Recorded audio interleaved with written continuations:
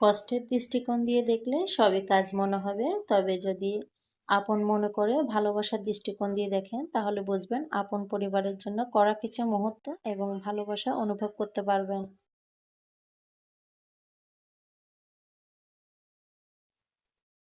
আসসালামু আলাইকুম। আমি লিলি, বাংলাদেশি ব্লগার। লিলিস ফ্যামিলিতে সবাইকে আরো একবার স্বাগত জানাই। কাছে কিংবা দূরে, দেশে বা দেশের বাইরে যে যেখান থেকে দেখছেন, আশা করি সবাই ভালো আছেন, সুস্থ আছেন। শুকর আলহামদুলিল্লাহ, আমিও বেশ ভালো আছি।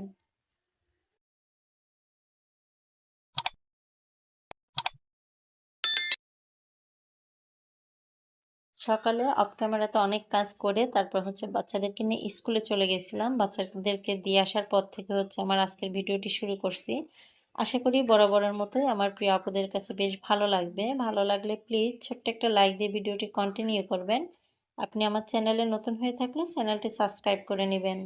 পাশে থাকা অল অপশনটি চালু করে দিবেন, যে কোনো সময় নতুন ভিডিও আপলোড দিলে নোটিফিকেশন পৌঁছে যাবে আপনার কাছে। আপনি আপনার মূল্যবান সময় এবং সুযোগ করে আমার ভিডিওটি দেখে নিতে পারবেন। যারা অলরেডি এই কাজটি করে দিয়েছেন সবাইকে অসংখ্য ধন্যবাদ। বাচ্চাদেরকে স্কুলে দিয়ে আসার পরে রান্না করব, সেই জন্য যাওয়ার আগেই মুরগিটা বের করে ভিজাই রেখে গেছিলাম। আর আজকে মুরগির মাংস দিয়ে লাউ দিয়ে রান্না করব, সেই জন্য এ মুরগির মাংস আর লাউ একসাথে নিয়ে নিছি। যে রান্নাগুলো করবো একসাথে কোটা কাটা করে তারপর একটার পর একটা রান্নাটা বসায় দিতে পারবো। সেই জন্য সব কিছুই কিন্তু আমি চেষ্টা করি একসাথে এ, কেটে তারপরে গুছাই নিয়ে তারপর রান্নাটা শুরু করতে।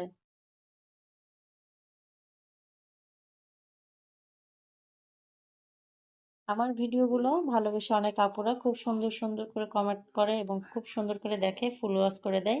আবার অনেকে আছে স্কিপ করে। আমি সেই সব আপুদের উদ্দেশ্যে বলবো, আমার ভিডিওটা যদি একটু ভালো লাগে চেষ্টা করবেন একটা নির্দিষ্ট সময় পর্যন্ত দেখার। অন্ততপক্ষে 3 থেকে 4 মিনিট দেখে তারপরে স্কিপ করবেন। তা না হলে দেখা যায় যে আমার চ্যানেলের অনেক ক্ষতি হয়। যেহেতু আমি ছোট, অথবা কথায় অথবা কাজ আপনাদের কাছে পছন্দ নাও হতে পারে, ভালো নাও লাগতে পারে, তারপর রিকোয়েস্ট করব যে একটা নির্দিষ্ট সময় পর্যন্ত দেখে ভিডিওটা স্কিপ করবেন। এই যে মুরগির মাংসগুলো কেটে রাখছি, আর তারপর যে লাউটা কোটা সেটা কেটে নিচ্ছিলাম। লাউটা কিন্তু ভীষণ কচি ছিল একদম। হয়তো বা গাছ থেকে একটু আগে পেরে রাখছিল, মানে বেশ কয়েকদিন হয়েছে গাছ থেকে পেরে রাখছে, যার কারণে লাউয়ের যে খোসাটা সেটা একটু শক্ত শক্ত টাইপের হয়ে গেছে। আর ভিতরে লাউটা কিন্তু বেশ ভালো ছিল, কচি ছিল। চাইছিলাম যে লাউয়ের খোসাটা একটু আলু দিয়ে ভাজি করব, বাট খোসাটা একটু শক্ত শক্ত টাইপের হয়ে গেছে, যেটা হয়তো বা আলু দিয়ে ভাজি করলে টেস্টটা ভালো আসবে না, যার কারণে এটা স্কিপ করলাম। আর মুরগির মাংস কিছুটা ভুনা করব বাচ্চাদের জন্য আলাদা, আর কিছুটা গিয়ে আমি আমার লাউ দিয়ে রান্না করব, সেই জন্য কেটে নিয়েছি।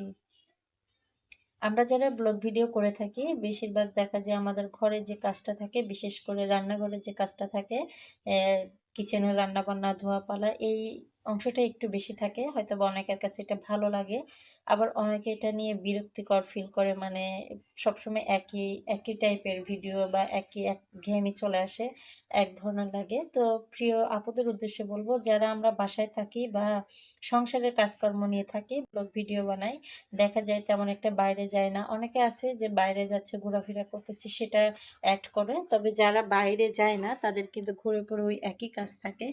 তবে এটা অনেকের ভালো লাগতে পারে, অনেকের খারাপও লাগতে পারে। আমি রিকোয়েস্ট করব সবাই ক্ষমা সুন্দর দৃষ্টিতে দেখবেন এবং ভিডিও ফুল ওয়াচ করার চেষ্টা করবেন। আমরা অনেকেই আছে যে হুটহাট করে একটা কমেন্ট করি আর বের হয়ে যায়। এতে করে আমরা যারা নতুন বা খুব ছোট চ্যানেল আমাদের, এতে কিন্তু চ্যানেলের ক্ষতি হয়, গ্রোটা কিন্তু অনেক কমে যায়, যেটা আমার চ্যানেলের আছে। আর দেখা যায় যে আমি যদি সময় নিয়ে কারো ভিডিও দেখতে না পারি, একটা মিনিমাম টাইম দিতে হয়, সেটা যদি দিতে না পারি তাহলে কিন্তু আমি কারো ভিডিও দেখি না বা কমেন্টও করি না। যখনই আমার সময় হয়, সেটা সকাল বিকাল বা একদিন পরে হোক, তাও কিন্তু চেষ্টা করি সময় নিয়ে আপুদের ভিডিওগুলো দেখার। এই যে কাটাকাটি সব কাজ কিন্তু এক হাতে করে নিছি, এতে করে আমার রান্নায় সুবিধা হবে। মানে আমি যখন বসাবো স্টেপ বাই স্টেপ একটার পর একটা বসাই দিতে পারবো, আর দ্বিতীয়বার কোনো কিছু কাটতে হবে না, বসতে হবে না, আর উঠতে হবে না, ওরকম ঝামেলা থাকে না। তো আমি চেষ্টা করি সবসময় সব কিছু গুছাইয়ে নিয়ে তারপর রান্নার প্রসেসিংটা শুরু করতে। এই যে কর্নার একটা ঝুড়ি দেখতেছেন বা র‍্যাক, সেটা হচ্ছে কয়েকদিন আগে আনা। তো আমার যে বাটি বা ছোট ছোট জিনিস ধুয়ে রাখার যে র‍্যাকটা, সেটা অনেকটা নষ্ট হয়ে গেছে। ঝুড়িতে রাখতাম, পানিটা ঝরা দিতে। তো কিছুদিন আগে আপনাদের ভাই হচ্ছে র‍্যাকটা নিয়ে আসছিল। কেমন হয়েছে নিশ্চয়ই কমেন্টে জানাবেন। সেখানে হচ্ছে ভিতরে যে থাকটার ভিতরে হচ্ছে গিয়ে আমি যে বাচ্চাদের টিফিন বক্স, আপনাদের ভাইয়ের টিফিন বক্স ইত্যাদি ছোট ছোট যে জিনিসগুলো থাকে সেগুলো সুন্দর করে গুছিয়ে রাখি, এবং উপরে হচ্ছে ছোটখাটো দু একটা জিনিস রাখি। এই যে রান্নাঘরের ধোয়া পলাগুলো সেরে নিয়েছি, তারপরে হচ্ছে মুরগিটা ধুয়ে নিচ্ছি। ধোয়ার পরে হচ্ছে যে আমার অন্যান্য কাজ বা রান্নার যে প্রিপারেশন নিয়ে নিয়েছি সেগুলো গুছাইয়ে একটা তরকারি বসাই দিব। এরপর হচ্ছে ঘরের আরো অনেক কাজ আছে। বাচ্চারা যেহেতু স্কুলে, এই সময়ের মধ্যে হচ্ছে আমার যাবতীয় রান্না বান্না, ঘর গোছানো, ঘর পরিষ্কার করা সবকিছু কিন্তু কমপ্লিট করতে হবে। সেই জন্য হচ্ছে আমি এই কাজ সময়ের মধ্যে এই কাজগুলো কমপ্লিট করতে পারি সেভাবে হচ্ছে সবকিছু গুছাই নিয়েছি।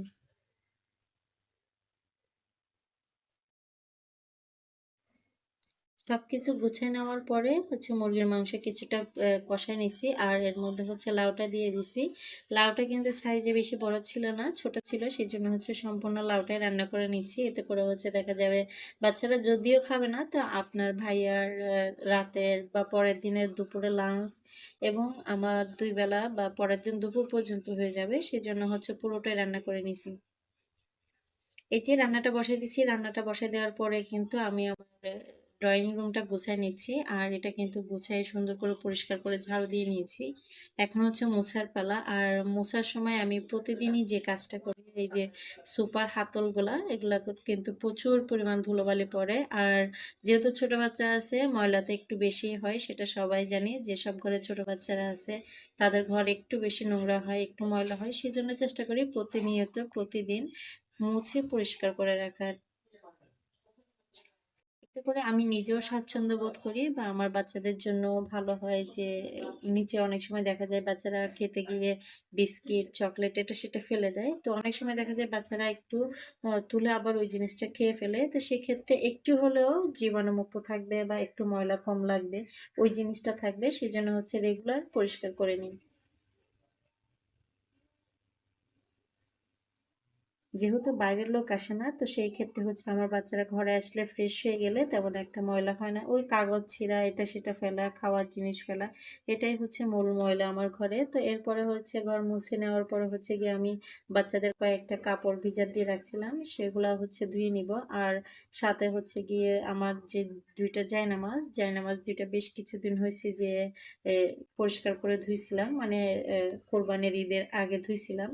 তারপর আর ধোয়া হয় না। তো বেশ কিছুদিন হয়ে গেছে, প্রায় মাস 2 মাস হয়ে গেছে। সেই জন্য হচ্ছে আমি এগুলো একটু ভিজাই দিচ্ছিলাম।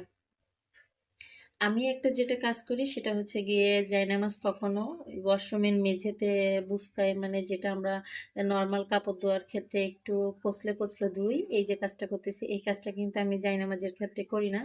জায়নামাজটা আমি সবসময় চেষ্টা করি একটু পানি দিয়ে ভিজায় রাখি, তারপর হচ্ছে 1 ঘন্টা হোক, আধা ঘন্টা হোক, তারপরে অন্য পরিষ্কার পানি দিয়ে হচ্ছে ধুয়ে পরিষ্কার করে নিয়ে ফেলি। মানে বাথরুমে, ওয়াশরুমে উপরে যে পানি ঝরানো স্পেসটা থাকে ওখানেও রাখি না, বা মেঝেতেও লাগাই না।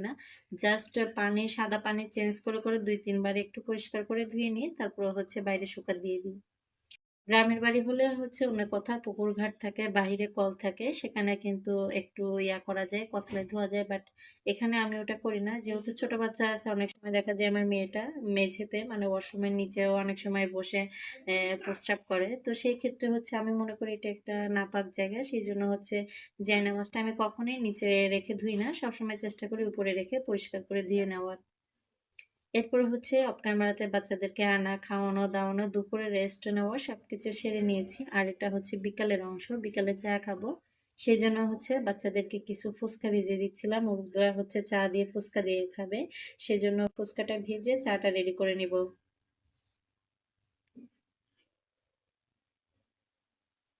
আমি জানি যে কোনো কাজে ভুল ত্রুটি হয়, কথায় কাজে। তো এখানেও আমি ভুলের ঊর্ধ্বে না, ভুল আমার ঊর্ধ্বে। তো আমি বলবো যদি কোনো ভুল ত্রুটি হয়ে থাকে কথায় বা কাজে, আপনারা সবাই ক্ষমা সুন্দর দৃষ্টিতে দেখবেন। এই যে ফুচকাগুলো রেডি করে নিয়েছি, এরপর হচ্ছে চাটা বসাই দিছি। চার পানিটা বসাই দেওয়ার পরে হচ্ছে চা যে দুধ চিনি রেডি করে চাটা রেডি করে নিব এবং বাচ্চাদেরকে নিয়ে বিকালে চাটা খেয়ে নিব। আমি আজকের ভিডিওর প্রায় শেষ পর্যায়ে। সবাই আমার জন্য, আমার পরিবারের জন্য দোয়া করবেন। আমিও আপনার জন্য, আপনার পরিবারের জন্য দোয়া এবং ভালোবাসা রাখলাম। আল্লাহ হাফেজ। আসসালামু আলাইকুম।